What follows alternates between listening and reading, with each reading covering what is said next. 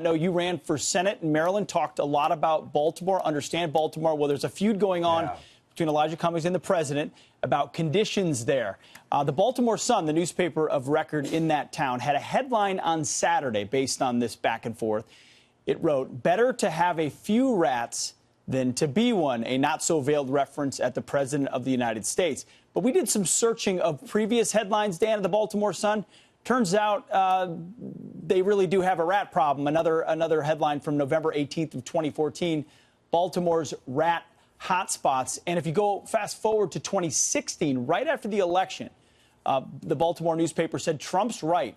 Declare Baltimore a disaster and rebuild it. So they're going after him today, Dan, but you know that city, and they know that city. They know there's some serious problems there.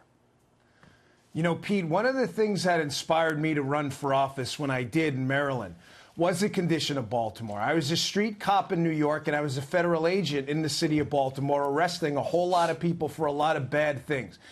I would say to the president and anyone else right now, don't you dare run away from this argument. This argument is long overdue. The people in Baltimore are good people. These are decent, quality people. I remember being a cop in New York City in one of the worst precincts in the city, the 7-5 precinct, and people coming up to me and tapping me on the shoulder and saying, please, do something about this guy in the corner. He's slinging drugs. Just don't tell him I said anything. This would happen over and over again. The people in our inner cities, these are good people who have been let down by who? And this is why don't dare liberals run away from this. Don't you dare. And Mr. President, please, God, keep the heat on them. Liberals have destroyed and decimated these cities. They have been a forest fire. You know, Pete, in the 1950s, Baltimore was one of the wealthiest cities in America. It has been driven into the ground by monopolistic liberal control. The government did this to people. There is nothing wrong with the citizens of Baltimore. These are people looking for safety and prosperity. And thank God the president brought the heat to these Democrat politicians who have destroyed those cities. When is the accountability going to start? It better start now. Don't dare run away from this argument. Anyone. It's long overdue. I do believe Nancy Pelosi's own father was once upon a time the mayor of Baltimore. D'Alessandro. But what do you make of the fact that so many are looking at the president's comments and they're saying, regarding Elijah Cummings and Baltimore, and they're saying, this is racist?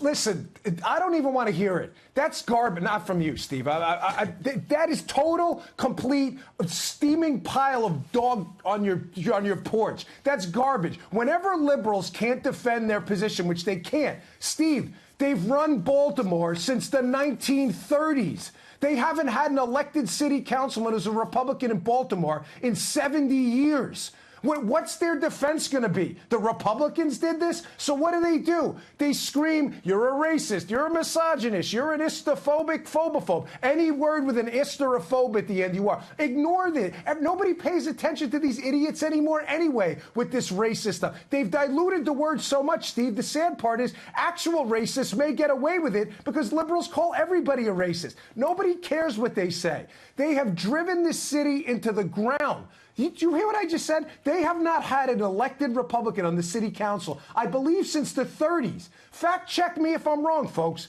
The show has millions of viewers. You can check it out, too. Who did this? The Republicans? What are you going to do? Blame it on the people of Baltimore? How racist is that? Oh, what are you going to say? They're incapable of prosperity? No, I assure you, they were very prosperous once. You did this, the libs. And of course they're going to say the president's racist because their fear right now, Steve, is the national conversation is going to change and a bunch of people are going to start looking and go, wait, who did destroy Baltimore? It wasn't Donald Trump. He was busy building up New York, building buildings up there, while Democrats were busy tearing down the great city of Baltimore. That's a fact. You can put a stamp on that sucker.